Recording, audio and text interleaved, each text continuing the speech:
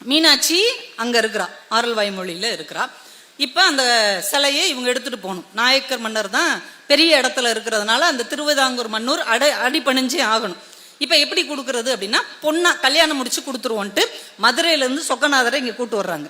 மதுரையில இருந்து சொக்கநாதர் சிலை, முருகன் சிலை, பிள்ளையார் சிலை எல்லாம் இங்க எடுத்துட்டு வர்றாங்க. வந்து கல்யாணம் முடிச்சு இவங்க மதுரைக்கு பொண்ணை கூட்டு போறாங்க. இப்ப ரெண்டு ஊரும் செம்ம ஜாலியா ஆயிடுச்சு. மதுரைக்காரங்க மாப்பிள்ளை வீட்டுக்காரங்க, இவங்க பொண்ணு வீட்டுக்காரங்க. அப்படி எல்லா கிராமத்துல இருந்து பழங்குடி மக்கள் கொண்டு சீர் கொண்டு வர்றாங்க. தான் வீட்டு பிள்ளையான இந்த மீனாட்சிக்கு கொடுக்கறதுக்காக வர்றாங்க. அப்படியே ஏரியாவே பயங்கர பிஸியா இருக்கு. இப்ப இந்த திருமணத்தை நடத்தி வைக்கிற பொறுப்பை ஒரு படை வீரன் கிட்ட அரசர் ஒப்படைக்கிறார். இந்த படை வீரன்னா எல்லா வேலையும் சுத்தி சுத்தி பாக்குறான்னா, அவனை பிடிக்காத ஒரு படை தளபதி, அமைச்சர், மந்திரி, அரசருடைய ஆலோசகர்கள்லாம் இருப்பாங்கல்ல, அவனை ஏதாவது தட்டி கழிச்சுக்கிட்டே இருக்கிறாங்க. ஒரு 2 இடத்துல அவன் எல்லாருக்கும் முன்னாடியும் அவங்களை அவமானப்படுத்திடுறான். இவங்க சரி இதுல இருந்து நாங்க ஒதுங்கிக்கிறோம், இந்த திருமணம் நல்லபடியா முடிஞ்சு அவ போயிட்டானா நீ கிரேட், ஏதாவது ஒரு சின்ன குறை மட்டும் வந்துருச்சுன்னா உன்னை என்ன செய்யலாம் அப்படின்னு கேக்குறாங்க.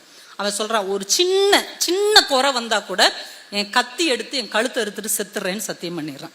நல்ல வேலை நடந்துகிட்டு இருக்கு. மீனாட்சிக்கு கல்யாணம்லாம் முடிஞ்சு பல்லக்குல தானே கொண்டு போவாங்க. இவன் ஒரு மலை உச்சி மேல குதிரை மேல உட்காந்து பார்த்துட்டு இருக்கிறான். அப்பா எல்லாம் நல்லபடியா முடிஞ்சிருச்சு, மீனாட்சி என் உசுரை காப்பாத்திட்ட, என் மானத்தை காப்பாத்திட்டேன்னு அந்த குதிரையில உட்காந்து பார்த்துக்கிட்டே இருக்கிறான். ராதாபுரம்ன்ற ஒரு எல்லையை தாண்டிட்டா நம்ம பொறுப்பு முடிஞ்சிருச்சு. அதுக்கப்புறம் அது மதுரைக்காரங்களுடைய பொறுப்பு. அது போய்கிட்டே இருக்குது. சப்பரம் இவன் உச்சியில இருந்து பார்த்துட்டே இருக்கிறான். இவனுடைய வீரர்களும் அந்த சப்பரத்துக்கு பின்னாடி போறாங்க. அந்த பல்லக்குக்குள்ள மீனாட்சியை மடியில வச்சு ஒரு அர்ச்சகர் உட்கார்ந்து இருக்கிறார். இப்ப பல்லக்கு போற கூட்டம் வேற அலமோதி போகுதா, அந்த எல்லையை தாண்டறதுக்கு கொஞ்சம் முன்னாடி அப்படியே பல்லக்கு சாயுது. உனக்கு அப்படியே இதயமே நடுங்குது. பல்லக்கு கீழே சாஞ்சி அம்பாளுடைய கை இருக்குல்ல, அது கீழே மண்ணு வரைக்கும் பட்டுட்டு படக்குன்னு அர்ச்சகர் தூக்கிடுறாரு. சப்பரத்தை எல்லாரும் தூக்கிடுறாங்க, கொண்டு போயிடுறாங்க. உனக்கு ஒரு நிமிஷம் பதட்டத்துல உயிர் போயிட்டு உயிர் வந்துருச்சு. நல்ல வேலை சில கீழே விழுந்திருந்தா குறைவுபட்டிருக்கும். நல்ல வேலை அந்த அர்ச்சகர் தூக்கிட்டாரு, சப்பரத்தையும் தூக்கிட்டாங்க, பல்லக்கையும் அப்படின்ட்டு தாண்டி போயிடுறாங்க. இப்ப இவன் அந்த அமைச்சர் யார்கிட்ட எல்லாம் சவால் விட்டானோ அவங்க கிட்ட வந்து நின்று, எப்படி நல்லபடியா நடத்திட்டேன்ல, பரவாயில்லப்பா நீ சொன்னதை சாதிச்சு காட்டிட்ட அப்படின்னு பேசிக்கிட்டு இருக்கும் போதே இவனுடைய குழுல இருக்கிற ஒரு படை வீரன் திடுன்னு ஓடி வர்றான். வந்து என்னடா இப்படி ஓடி வர்றேன்னு உடனே, நீங்க என்னங்க கையில ஒரு வைர வளையல் வச்சிருக்கிறான். அம்பாளுடைய சிலை அப்படியே கீழே சாஞ்சிச்சுல, அப்ப கையில இருந்த வளையல் கீழே விழுந்துருச்சு, நான் யாருக்கும் தெரியாம எடுத்துட்டு வந்துட்டேன், நல்ல வேலை நம்ம எந்த குறையும் இல்லாம தப்பிச்சோன்னு வளையல கொடுக்குறான். இப்ப இவங்க எல்லாரும் இவனை அப்படியே பாக்குறாங்க. குறை விழுந்துருச்சுல, அம்பாள் கையில இருந்து வைர வளையல் கீழே விழுந்துருச்சு, அது எல்லைக்கு முன்னாடியே விழுந்துருச்சு. இவன் அப்படியே பாக்குறான். இவங்க 4 பேரும் அவனை நக்கலா பாக்குற மாதிரி இருக்கு. உடனே உடைவாளை உருவி கழுத்தை அறுக்க போனா இவங்க 4 பேரும் பிடிச்சுக்கிறாங்க. இதெல்லாம் சின்ன விஷயம்ப்பா, உண்மையிலேயே நீ நல்லா தான் நடத்தின, இதெல்லாம் விட்டுரு, அதெல்லாம் ஒன்றும் பிரச்சனை இல்லை. இல்ல உங்க 4 பேருக்கு முன்னாடி தான் நான் சவால் விட்டேன், உங்க 4 பேருக்கு முன்னாடி தான் இவன் கொண்டு வந்து இதை சொல்றான், கண்டிப்பா நான் ஏதோ குறை விட்டுட்டேன், அந்த அம்பாள் என்னை தண்டிச்சுட்டா, நான் சாக போறேன்னு இப்படி போராடிக்கிட்டு இருக்கும் போது அந்த அரசருடைய குரு ஒருத்தர் இருப்பார்ல, அவருடைய சீடன் திடுன்னு ஓடி வர்றான். மூச்சு வாங்க ஓடி வந்து சொல்றான், அம்பாள் எல்லையை தாண்டிட்டாளா? ஆமா தாண்டிட்டா.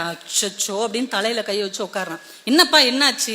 இல்ல குரு இப்பதான் சொன்னாரு, நம்ம வீட்டுல இருக்கிற பொண்ணு நம்ம குடும்பத்துடைய ஐஸ்வர்யம், அது மீனாட்சி நம்ம நாட்டுக்கே ஐஸ்வர்யம், அவளை கல்யாணம் முடிச்சு அனுப்புறோம்னா அவகிட்ட இருந்து ஏதாவது ஒரு பொருளை நம்ம வாங்கி வச்சுக்கிட்டா தான் ஐஸ்வர்யம் குறையாம நம்ம வாழ முடியும், இல்லைன்னா எல்லாம் வலிச்சுட்டு போயிரும், எப்படியாவது அவ வளையலையாவது மூக்குத்தியாவது ஏதாவது தோடையாவது வாங்கிருங்கன்னு சொன்னாரு, எல்லையை தாண்ட விட்டுட்டீங்களே நம்ம அழுவான். உடனே இந்த படை வீரன் அதை கையில இருக்கிற வளையலோட பார்ப்பான். நமக்கு அது தெரியல, மீனாட்சிக்கு தெரிஞ்சிருக்கு, நான் பிறந்த இந்த வீடு பாழா போயிடக்கூடாதுன்னு அவளா வளையல கழட்டிட்டு போட்டு போயிருக்கிறாரு. எங்களுக்கு ஒரு டிரைவர் இருப்பார், எங்க பட்டிமன்றத்துல ஒரு டிரைவர் இருப்பார். அவருடைய மகளுக்கு திருமணம் ஆச்சு. அவர் ஒரு 2 கார் ஓட்டுறார், டிராவல்ஸ் வச்சு. திருமணம் ஆனதுக்கு அப்புறம் பாத்தீங்கன்னா வருமானமே குறைஞ்சிருச்சு, வண்டி ஓட்டமே இல்லை, ஆக்டிங் டிரைவராகவும் யாரும் கூப்பிடல, காரும் அவருக்கு சரியா ஓடல. ரொம்ப நொந்து போய் ஒரு ஜோசியர்கிட்ட போய் கேட்டிருக்காரு, என்னங்க இப்படி போயிருச்சு, திடீர்னு ஒண்ணும் இல்லாம போச்சு. அப்படியா, வீட்டுல என்ன நடந்தது? இப்ப தாங்க பொண்ணு கல்யாணம் நடந்தது. அப்படியா, பொண்ணு கல்யாணம் நடந்ததா? ஆமா. அவகிட்ட இருந்து ஏதாவது பொருள் வாங்குனீங்களா? பொண்ணுகிட்ட யாருங்க பொருள் வாங்குவா, அவதானங்க நம்மகிட்ட வாங்கிட்டு போவா. அப்படி இல்லைங்க, நீங்க அவகிட்ட போன்ல சொல்லிருங்க, அடுத்த வெள்ளிக்கிழமை அம்மாவும் அப்பாவும் வருவோம், நீயா இஷ்டப்பட்டு உங்ககிட்ட இருக்கிற ஒரு தங்க பொருளை வீட்டுக்கு கொடுமா, அப்பதான் ஐஸ்வர்யம் திரும்ப வரும்னு அவகிட்ட சொல்லுங்க, அவ ஏதாவது ஒண்ணு தருவா, அதுக்கப்புறம் எல்லாம் சரியாயிரும் இருக்காங்க. இவங்க போன்ல சொல்லிட்டு அவ வீட்டுக்கு போயிட்டு சாப்பிட்டு முடிச்சு கிளம்பும் போது அவளா மோதிரத்தை கலட்டி இந்தாங்கப்பான்னு கொடுத்துருக்கிறா. வந்த அடுத்த வாரத்துல இருந்து எல்லா பிரச்சனையும் சால்வ் ஆகி மறுபடியும் அவருக்கு நல்ல வருமானம் கிடைச்சதுன்னு அவர் சொல்லும் போது நான் குமரி துறவி என்கின்ற கதையைத்தான் நினைத்தேன். பெண் குழந்தை வீட்டை விட்டு போவது ஐஸ்வர்யம் போவது போல, ஆனா அவங்களா மனசார ஒரு பொருளை கொடுத்து விட்டு போனார்கள் என்றால் அந்த வீடு அதே ஐஸ்வர்ய செழிப்போட இருக்கும் என்பதை இந்த கதை சொல்லும் போது நான் ரொம்ப ஆச்சரியப்பட்டேன்.